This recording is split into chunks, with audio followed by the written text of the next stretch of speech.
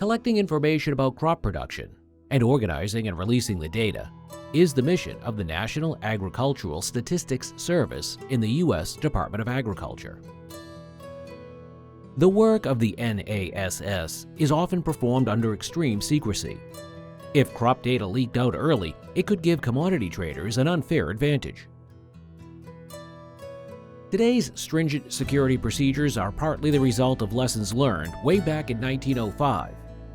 That summer, a report on cotton production leaked and an insider trading scandal made headlines. Much earlier in the nation's history, the desire for information about agriculture had been quite innocent. Farmers mostly wanted to know how to obtain better seeds and grow more productive crops. In President George Washington's last annual address to Congress, the first president proposed the creation of a National Board of Agriculture. Washington's proposal was ignored, and for many years, agricultural issues were mainly left to the states. Beginning in the 1840s, clerks in the U.S. Patent Office began distributing seeds and collecting crop production data from around the country. The system for creating crop reports was far from perfect. In the spring of 1862, a bill to create a Department of Agriculture passed both houses of Congress and was quickly signed into law by President Abraham Lincoln. The collection and use of crop data was a top priority. The new Commissioner of Agriculture was required to name 4 officials for the task. There was to be a chemist, a botanist, and an entomologist. The 4th would be a statistician. The first crop report from the Department of Agriculture was published in July 1863. By the end of the 19th century, commodity traders relied on the federal crop reports to guide the investment of millions of dollars. The major scandal in the summer of 1905 erupted when it was revealed that a Department of Agriculture statistician had leaked information from the cotton crop reports to speculators in New York. On the day the cotton crop report was finalized, employees weren't allowed to leave the office until the most important numbers were released publicly via telegraph.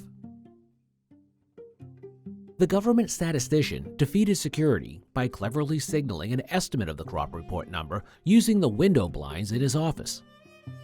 One of his conspirators, waiting on the sidewalk outside, would know if the report was going to be better or worse than expected. Trades could then be arranged using inside information.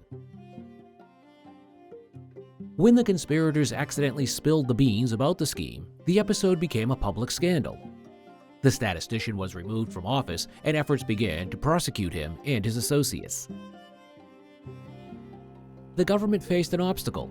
The laws at the time were ineffective at dealing with insider trading. After years of legal wrangling, the government statistician paid a $5,000 fine. His conspirators received similar punishment. In 1909, laws were passed by Congress which made it illegal to leak crop report data. The procedures for collecting the information for crop reports and keeping the information secure were reviewed and changed. For more than a century, the NASS has employed a procedure known as lockup. During the hours when a final report is assembled, the staff is literally locked inside a windowless, secure area. The procedures of lockup have changed with the times. Today, of course, no one can bring cell phones or other electronic devices into the secure area. A classic story, now part of NASS folklore, concerned a fellow who came to restock a beverage vending machine early one morning in 1979. A guard inadvertently let him and his cart full of soda cans into the NASS restricted area during lockup. To avoid any conceivable appearance of a security leak, the visitor was told he couldn't leave until the crop report was released at 3 p.m. Of course, the man protested. His company was called and the predicament explained, and the delivery man spent 6 hours in lockup waiting to be released along with the crop report.